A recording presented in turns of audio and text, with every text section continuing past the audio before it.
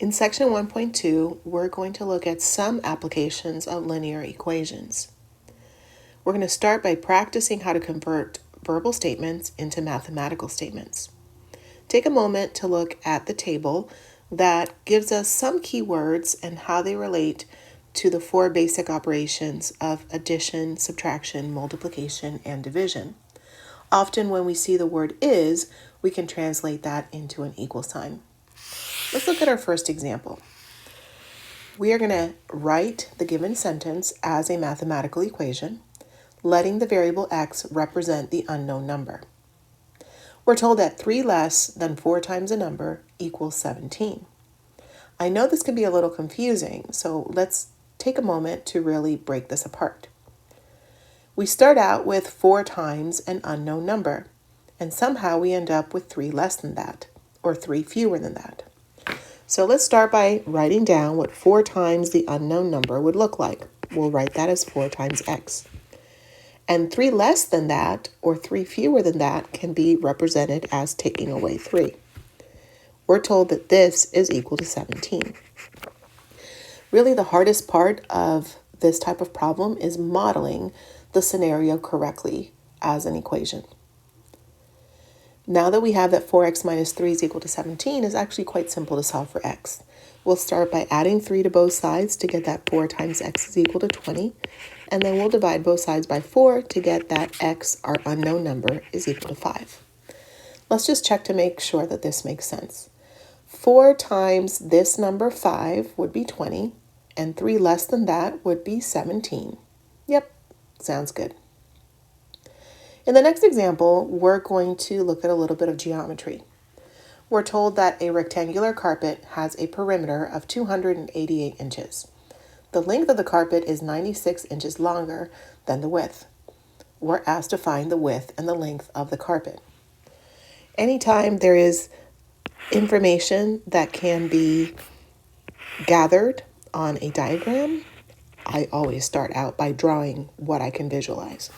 So here's a rectangle. I'm going to label one side as W for width.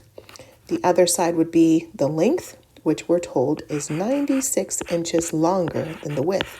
That means I can model that as W plus 96.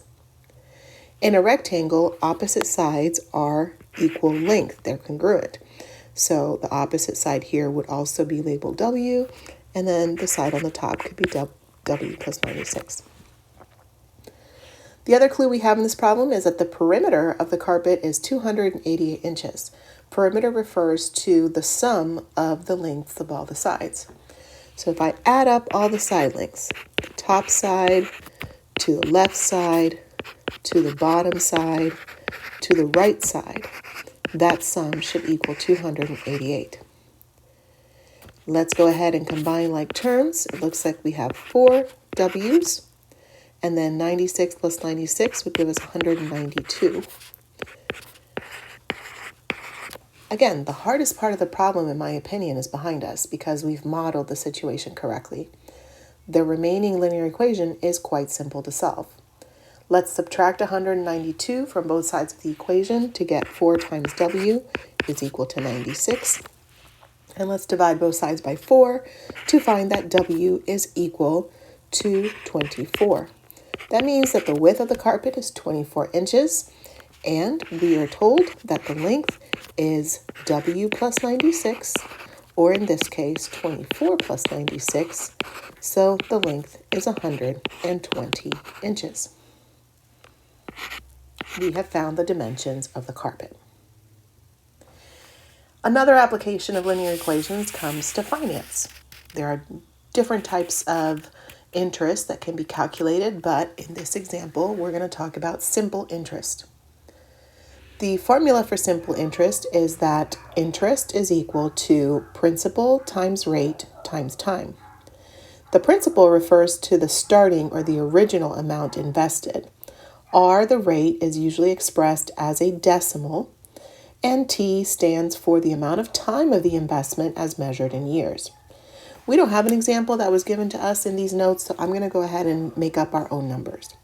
Let's say, for instance, that you invest $500 into a bank account and the bank pays you 2% interest per year. We're going to write that as 0.02, and that you leave that balance in the bank for a period of 3 years. The question is, how much interest is the bank going to pay you for you to hold that money in their account? According to the simple interest formula, I is equal to P times R times T. So in this case, 500 times 0.02 times 3.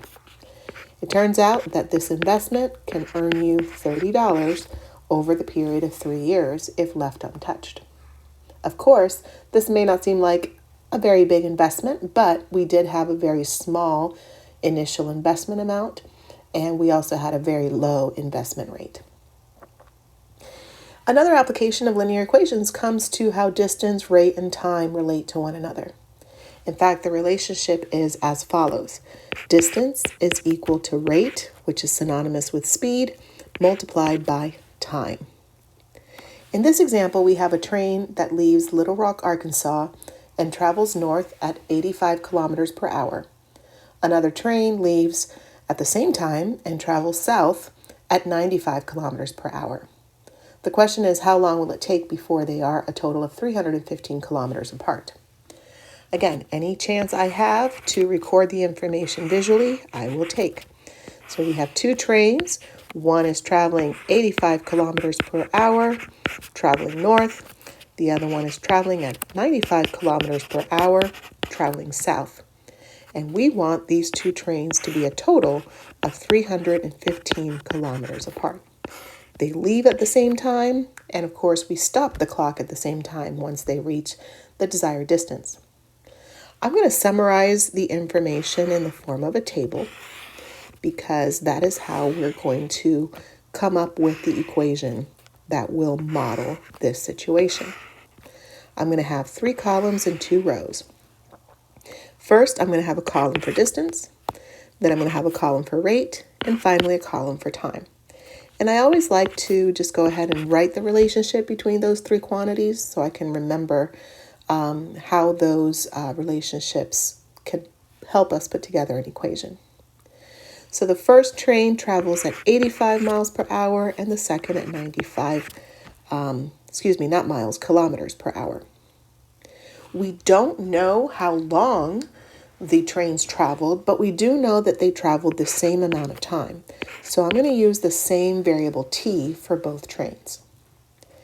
I also don't know how far each train traveled, but I do know that distance is equal to rate times time. So the first train traveled 85 times t kilometers. The second train traveled 95 times t kilometers. And I think it's this first column that's going to help us put together the correct equation. The distance of the first train plus the distance of the second train together have to add up to 315 kilometers. This, again, in my opinion, is the most challenging part of these types of problems, which is getting the correct mathematical equation to model the situation. Because I think we have to admit, this equation is not very difficult to solve. We're going to combine like terms. On the left, we'll get 180 times t is equal to 315 on the right. And then dividing both sides by 180, we get that t is equal to 315 divided by 180. Now there's a couple of ways that we can express our answer. One is we can leave our answer as an improper fraction, but if we decide to do that, let's make sure we reduce to the lowest terms. So by reducing repeatedly, we'll see that 315 divided by 180 eventually reduces to 7 divided by 4. So we could certainly say that it takes 7/4 of an hour to have these two trains at the desired distance apart. The other is to express our answer as a mixed number. 7/4 can be written as 1 3/4, which is a little bit more straightforward to interpret. We say that 1 3/4 of an hour is an hour and 45 minutes. That's a little bit easier to understand than simply saying 7/4 of an hour.